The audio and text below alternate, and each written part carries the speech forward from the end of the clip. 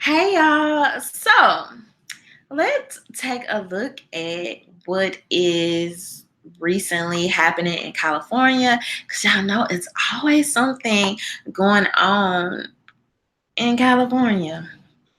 But anyway, so let's take a look at this, y'all. So a resolution was recently proposed in the California legislature, okay? This is ACR 99, civil rights. Do y'all remember that time, like years ago, when people used to say civil rights? You would like literally assume that it had something to do with rights for Black people. But anyway, so lesbian, gay, bisexual, or transgender people, and let's take a look at what this entails. So this measure would call upon all Californians to embrace the individual and social benefits of family and community acceptance, upon religious leaders to counsel on LGBTQ matters from a place of love, compassion, and knowledge of the psychological and other forms of conversion therapy, and upon the people of California and the institutions of California with great moral influence to model equitable treatment of all people of the state. The California state legislature has found that being lesbian, gay, bisexual, or transgender is not a disease, disorder, illness, deficiency, or shortcoming. And major professional associations of mental and physical health recognize that being LGBTQ is a part of natural variations that occur in sexual orientation and gender identity, and recommend responsive services. So it's going to be these clergymen' duty to foster self-acceptance and skills to cope with social stigma and discrimination. Practices or therapies that attempt to create a change in a person's sexual orientation or gender identity are often referred to as conversion therapy. And some family and caregivers and communities promote conversion therapy when a person is known or thought to be LGBTQ. California recognizes that performing conversion therapy on young persons is ineffective, unethical, and harmful. Conversion therapy has been rejected as ineffective, unethical, and harmful by leading medical, mental health, and child welfare organizations in the United States. Y'all know I'm going to link this below if you want to finish reading their resolution. I did want to read this over at cbnnews.com. CA lawmakers trying to force pastors to embrace pro-LGBT ideology.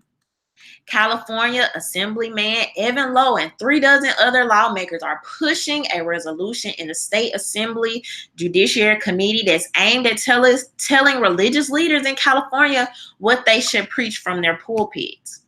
The California Family Council reports that ACR 99 calls on counselors, pastors, religious workers, educators, and institutions with great moral influence to stop perpetuating the idea that something is wrong with LGBT identities or sexual behaviors. ACR 99 also condemns attempts to change unwanted same-sex attraction or gender confusion as unethical, harmful, and leading to high rates of suicide. 2 formerly gay individuals, okay, Pastor Ken Williams and Elizabeth Wanning, argue against the resolution, calling it discriminatory against people like themselves who have overcome suicidal thoughts by following their faith away from the LGBT identities. They now lead a ministry called Equipped to Love that helps others like them find health and wholeness. All right, I wanted to read this part here. We too would like to be acknowledged and affirmed. Instead, activists attack our efforts to care for like-minded friends by promoting dangerous counseling restrictions and stifling our free speech. Williams feels the same way. For years, I believed that even God hated me because of my behavior, he said. But in my early 20s, I encountered a God who loved me despite my sins and temptations. Today, I love my life. I have been married to my beautiful wife for 13 years, and we have created 4 incredible children together. To someone like me, California Assemblyman Evan Lowe's proposed resolution ACR 99 feels like an unfair and direct attack. So I don't know if y'all remember, I don't think it was just that long ago, when churches actually had standards, churches had morals, churches had doctrine, churches stood up against certain things, especially a lot of the things that we are seeing in society now. Churches stood on principles like family, marriage, helping your community, and things like that. But now you will often see when you go into these churches, you have these messages of prosperity teachings. This has become the popular thing. And really just very cupcake, very, rainbow and sunshine, and life is going to be great. And that's perfectly fine. That is perfectly fine. I don't see anything wrong with that message if that is the church you choose. But when you literally have people going into churches and saying, you can't teach that, you can't preach that, we need you to go against your morals, your values, your standards, and preach what we believe. This is where the problem comes in. Why can we not have both? Why cannot both coexist and people get to choose where they attend? Church is not mandated for anyone. Oh, God. Anyway, so just in case y'all didn't know, if you kind of wonder about where these lines started to blur, is when George Bush introduced this executive order in 2001, which was a faith-based initiative. So I'm going to read a little bit of this to you guys from Wikipedia so you can kind of get an idea of what that was.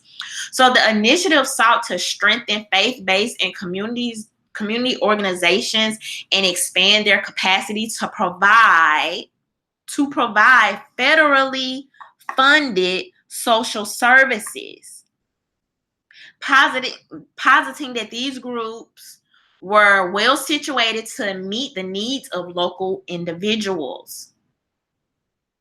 See, this is where this is going to get messy, and this is where this is going to get tricky. Anytime you have organizations that are being federally funded, not only do oftentimes these organizations go to crap, but we also know that those federal funds come with stipulations, they come with standards, they come with rules and bylaws directly from the government.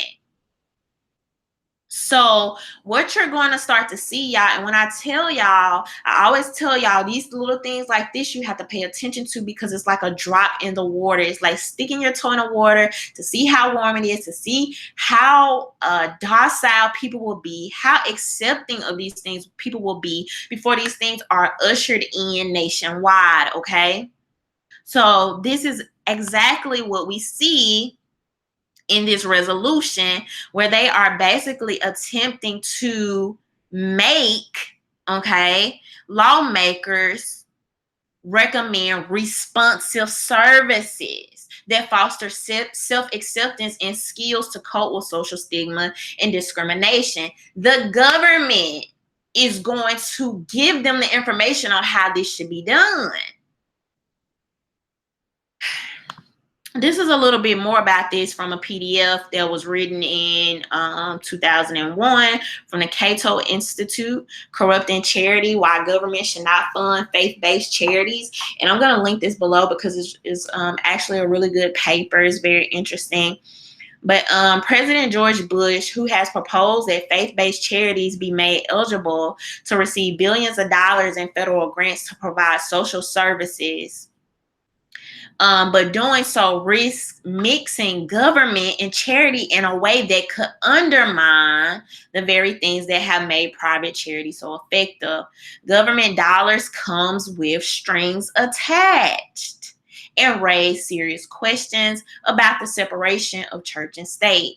Charities that accept government funds could find themselves overwhelmed with paperwork and subject to a host of federal regulations. Okay, so now it's literally getting to a point where we're walking into the church being federally regulated when there is supposed to be a separation of church and state.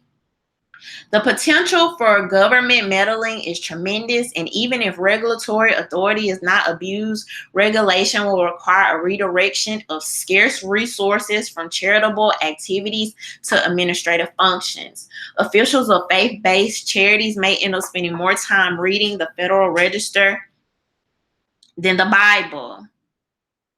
As they become increasingly dependent on government money, faith-based charities could find their mission shifting, their religious character lost, the very things that make them so successful destroyed.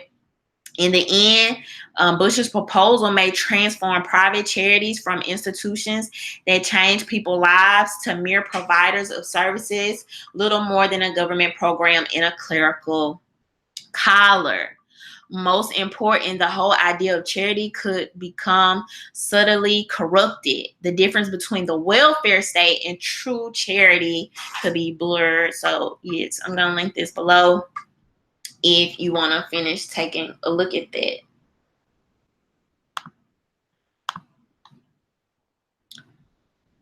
So much for the separation between church and state. This is a direct blow to the First Amendment that literally says people have the right to the freedom of speech and freedom of religion.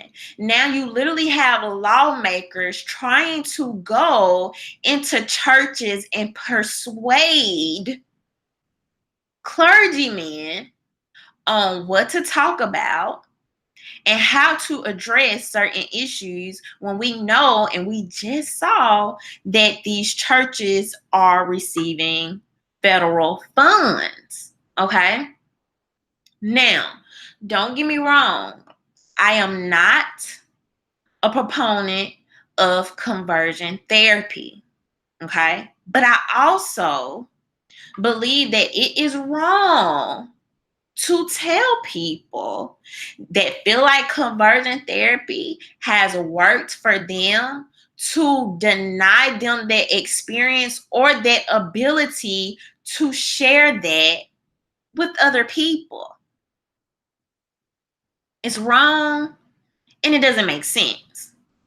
I am also not a proponent of these being barraged with these fire and brimstone sermons, okay?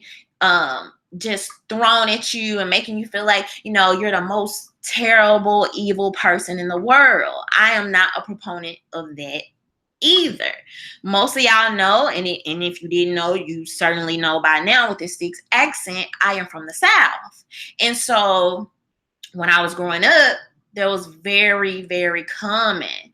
But as I said at the beginning of this video, with time, the church has really, really, really gotten away from that, okay? Even though that's the case, it doesn't take away the right. And even though I don't necessarily agree with those things, it doesn't take away the right of people to do so. You have the freedom of a religion, freedom of speech, freedom of choice. I would never go into these churches and try to make them adapt to me.